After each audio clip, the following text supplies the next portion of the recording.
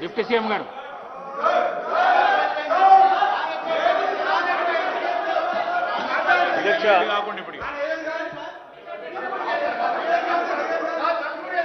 అధ్యక్ష, సుదీర్ఘంగా హరీష్ రావు గారు మాట్లాడినటువంటి అంశాలన్నీ కూడా సభలో ఏ అంశంపై అయితే మనం షార్ట్ డిస్కషన్ పెట్టుకున్నామో అది కాకుండా అన్ని మాట్లాడారు. ఈరోజు షార్ట్ డిస్కషన్ మనకి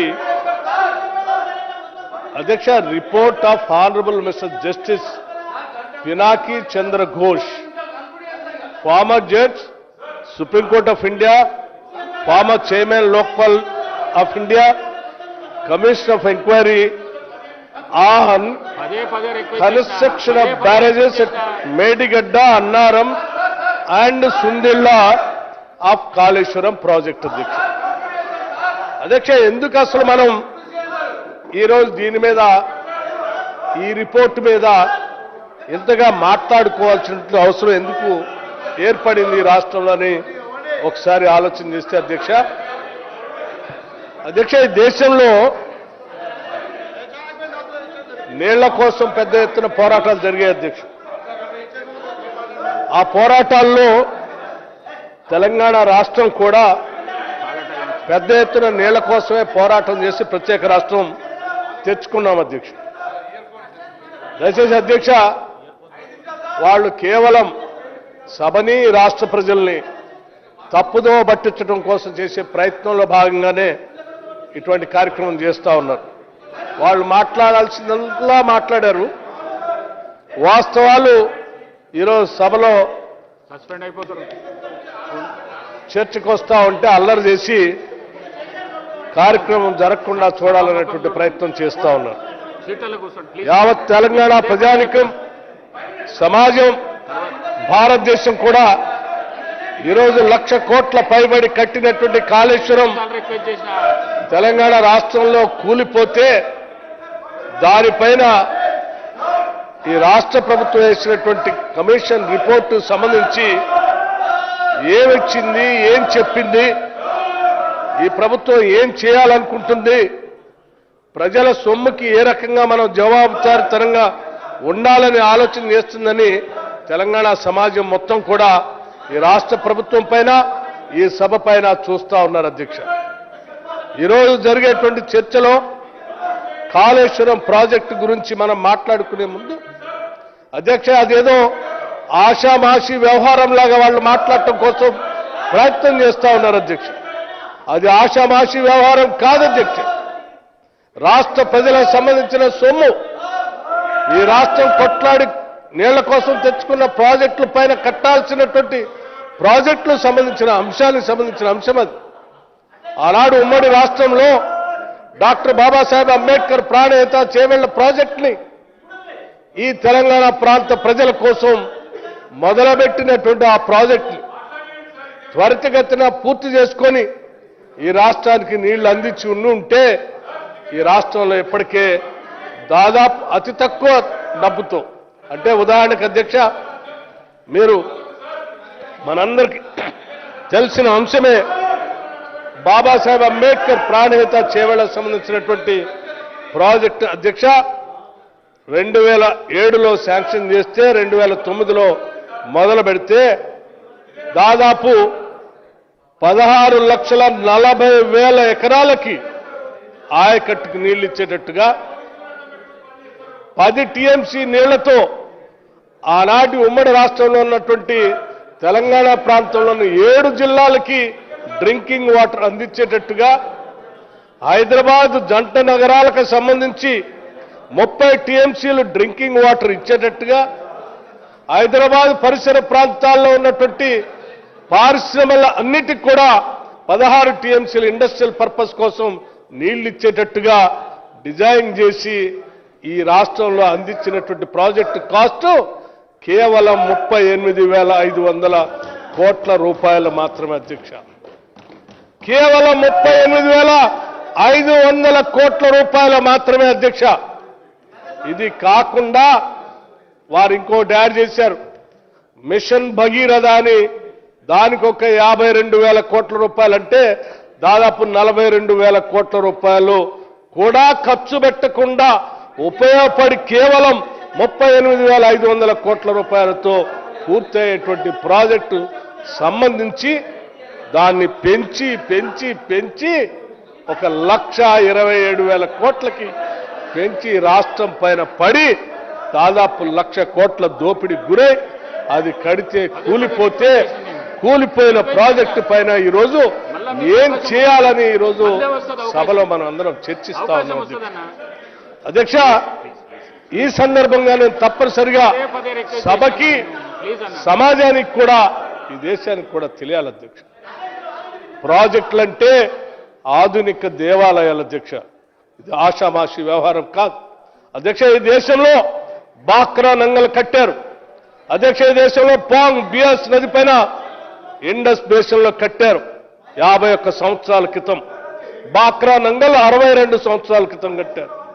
రంజిత్ సాగర్ రవి రివర్ పైన అధ్యక్ష 24 సంవత్సరాల క్రితం కట్టారు. తెహ్రీ డ్యామ్ అధ్యక్ష భాగీరథి రివర్ పైన కట్టారు అధ్యక్ష. హీరాకుండ్ మహానంది ఒడిశా రాష్ట్రంలో 68 సంవత్సరాల క్రితం కట్టారు అధ్యక్ష.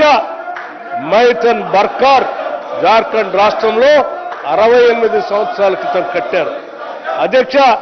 చివరికి ఈ రాష్ట్రంలోకి వస్తే కృష్ణా రివర్ పైన జోరాల ప్రాజెక్టు కొన్ని దశాబ్దాల క్రితం కట్టారు. శ్రీశైలం ప్రాజెక్ట్ కొన్ని దశాబ్దాల క్రితం కట్టారు. నాగార్జున సాగర్ ప్రాజెక్ట్ కొన్ని దశాబ్దాల క్రితం కట్టారు అధ్యక్ష. గోదావరి నదిపైకి వస్తే ఎస్ఆర్ఎస్పి ప్రాజెక్ట్ కొన్ని దశాబ్దాల క్రితం కట్టారు అధ్యక్ష. శ్రీపాద ఎల్లంపల్లి ప్రాజెక్ట్ అదే గోదావరి పైన కూడా కట్టారు అధ్యక్ష. అంటే ఇన్ని ప్రాజెక్టులు నేను ఎందుకు ఉదహరిస్తున్నానంటే ఈ రాష్ట్రంలోనే కాదు దేశంలో కూడా ఆనాటి ప్రభుత్వాలు కట్టినటువంటి ప్రాజెక్టులు దశాబ్దాల పాటు నీళ్లు అందిస్తూ విద్యుత్ శక్తిని అందిస్తూ ఈ రాష్ట్రానికి దేశానికి పెద్ద ఎత్తున ఉపయోగపడుతున్నటువంటి సంగతిని మనం మర్చిపోకూడదు అధ్యక్ష. మరి ఈ కాళేశ్వరం ప్రాజెక్ట్ అధ్యక్ష అంతేకాదు ఈ స్వాతంత్రం రాకముందు ఈ రాష్ట్రంలో ఆనాటి ప్రభుత్వాలు కట్టిన అనేక మీడియం ఇరిగేషన్ ప్రాజెక్ట్స్ కూడా నిన్నగాక మొన్న వచ్చినటువంటి వరదల్లో కూడా పోచంపాడు కానీ లేకపోతే ఇతరత్ర నిజాం సాగర్ లాంటి ప్రాజెక్టులు కూడా తట్టుకొని నిలబడి ఈరోజు నీళ్లు అందించేటువంటి కార్యక్రమం చూస్తా ఉన్నాం. మరి ఏమైంది అధ్యక్ష, ఆ రోజుల్లో ఆ ప్రాజెక్టులు కట్టినటువంటి సమయంలో ఇటువంటి టెక్నాలజీ ఏం లేదు అధ్యక్ష. అయినప్పటికి కూడా అవన్నీ తట్టుకొని నిలబడి నీళ్లు అందిస్తా ఉంటే ఇదే కాళేశ్వరం అధ్యక్ష 1,00,000 కోట్ల పైబడి రీడిజైన్ చేసి 38,500 కోట్లతో అయ్యేటువంటి ప్రాజెక్ట్ ని రీడిజైన్ చేసి 1,27,000 కోట్లకు పెంచి ఆధునిక సదుపాయాలతో అందుబాటులోకి వచ్చిన టెక్నాలజీ ఉన్నటువంటి ఈ సమయంలో కట్టి పట్టుమని 10 రోజులు కూడా నిలబడకుండా కూలిపోతా ఉంటే గుండె పగిలి రాష్ట్ర ప్రజలంతా కూడా ఈరోజు ఆలోచన చేస్తా ఉన్నారు.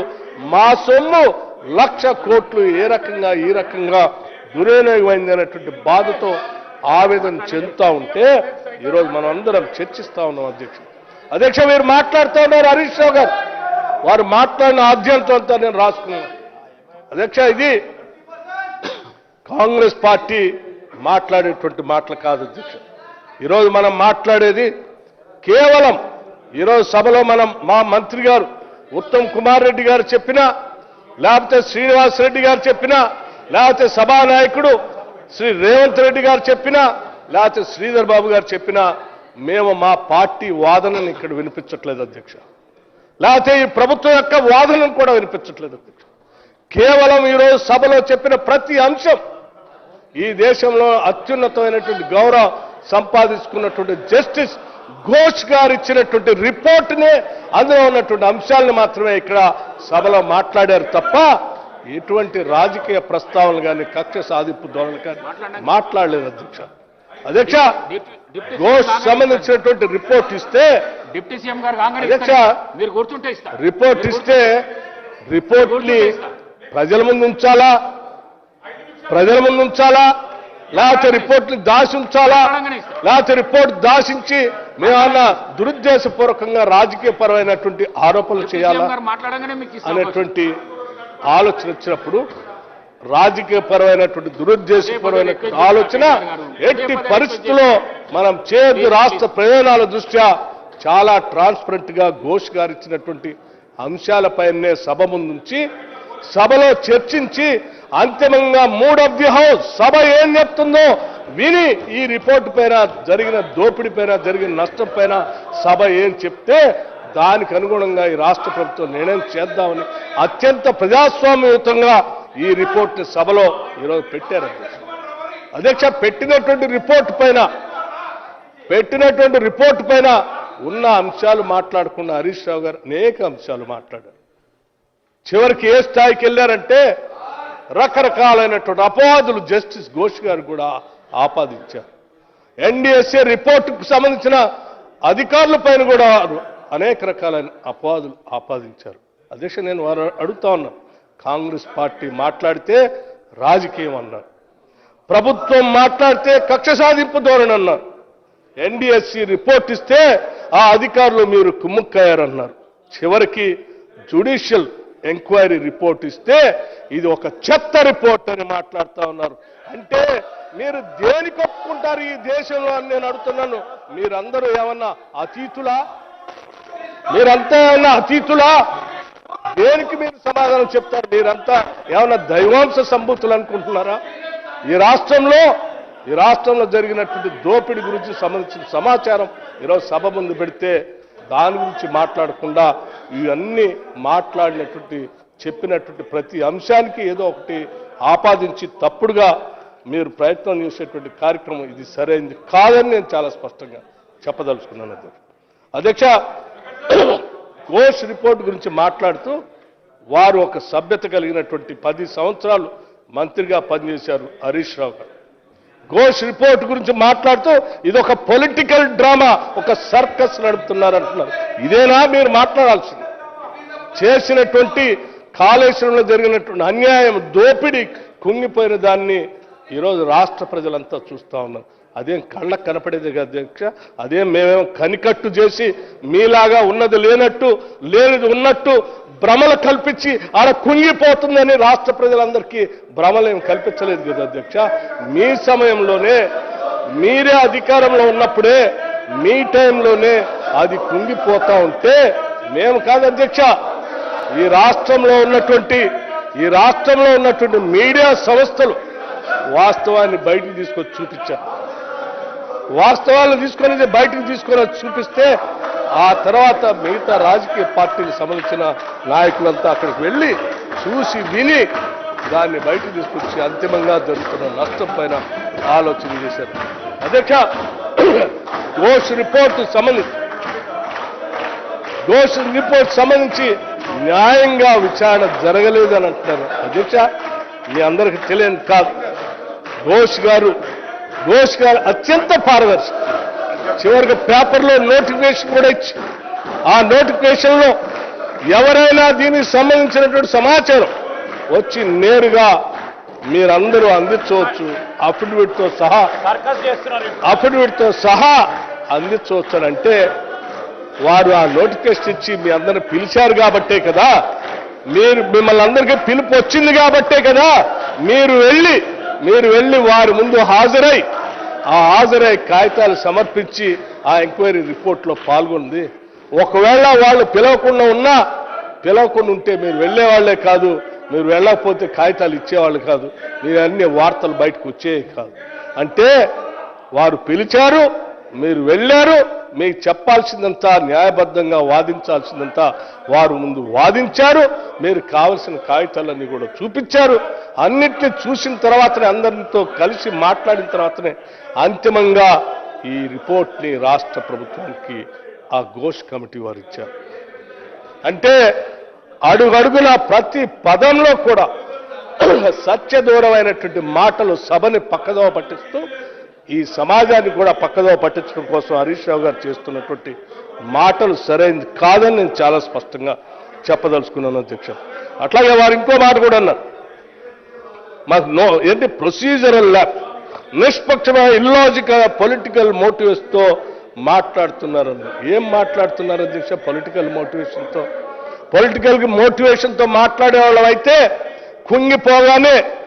కుంగిపోగానే అందరి దేశంపై చూపించాం, భౌతికంగా అందరు కనపడింది, ఈ దేశం కూడా ఆశ్చర్యపోయింది. అప్పుడే ఆ కక్ష సాధింపు ధోరణి ఉంటే రాష్ట్ర ప్రభుత్వం కక్ష సాధింపు ధోరణితో ఏం చేయాలో అది చేసేది. కానీ అటువంటి పని ఏం చేయలేదే. అత్యంత ప్రజాస్వామ్యయుతంగా ఒక జ్యుడిషియల్ కమిషన్ వేసి వారిచ్చిన రిపోర్ట్ని క్యాబినెట్ లో చర్చించిన తర్వాత సభలో చర్చించిన తర్వాత రాష్ట్ర ప్రజలు తెలియజెప్పాలనేటువంటి అంశాన్ని మీ ముందు పెట్టాం. దీన్ని కూడా వద్దని రిపోర్టు సభలో పెట్టొద్దు, చర్చ పెట్టొద్దు, దాని మీద ఎటువంటి చర్యలు ఉండొద్దని కోర్టుకు పోయి చేయాల్సిన ప్రయత్నాలన్నీ చేశారు అధ్యక్ష. అంత అవసరం నిజంగా మీరు తప్పు చేసి ఉండకపోతే ఘోష్ కమిషన్లో మీ ఫైండింగ్స్ అన్ని ఉన్నాయనేటువంటి వాస్తవాలు మీకు తెలుసుకొని భయపడే ఈరోజు కోర్టుకు వెళ్ళి ఆపటం కోసం ప్రయత్నం చేస్తూ ఉన్నాం అధ్యక్ష. ఎంతకాలం ప్రజల్ని సభని మభ్యపెట్టాలని ప్రయత్నం చేస్తారు అధ్యక్ష? ఇది కాదని నేను చాలా స్పష్టంగా చెప్తున్నాను అధ్యక్ష.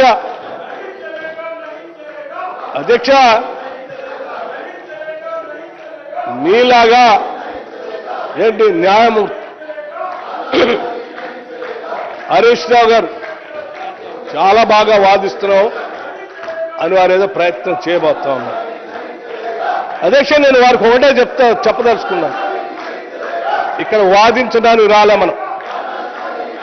ఈ రిపోర్ట్లో ఉన్నటువంటి అంశాలని వాస్తవ కాదా, ఇచ్చినటువంటి రిపోర్ట్ని ఆ బేస్ చేసుకొని దాన్ని ఏం చేయాలి, ఆ కమిషన్ వారు ఇచ్చిన రిపోర్ట్ని బేస్ చేసుకుని అంతిమంగా రాష్ట్ర ప్రభుత్వం ఏం నిర్ణయం చేస్తే ఈ రాష్ట్ర ప్రజలకి ఈ రాష్ట్ర ఖజానాన్ని కాపాడటానికి న్యాయం చేసినటువంటి అవుతుందని చెప్పి ఈ సభ ముందు నుంచి సభ ఆలోచన తీసుకొని ముందుకు పోవాలనేటువంటి ఆలోచనతోనే రాష్ట్ర ప్రభుత్వం చేస్తూ ఉన్నది అధ్యక్ష. వీళ్ళు ఎప్పుడు కూడా ఒకటే ఆలోచన, వీళ్ళ ఆలోచన అంతా ఒకటే, అన్ని పాత్రలు వాళ్ళే చేయాలనుకుంటారు అధ్యక్ష. అక్కడే ప్రమాదం వచ్చింది, ప్రమాదం అంతా అక్కడే వచ్చింది అధ్యక్ష. ప్రాజెక్టులు కడతా ఉంటే ఇంజనీర్లు నిపుణులు వెళ్ళి ప్రాజెక్టులు డిజైన్ చేస్తారు అధ్యక్ష. కానీ వీరు ఇంజనీర్లు కానీ నిపుణులు కానీ ఎవరు అవసరం లేదు, నేను డిజైన్ చేస్తాను, నువ్వు ఎగ్జిక్యూట్ చేయని హరీష్ రావు గారు గొప్ప చెప్పారు. అందుకే ఇవాళ కాళేశ్వరం కూలిపోయేటువంటి పరిస్థితి ఏర్పడింది అధ్యక్ష.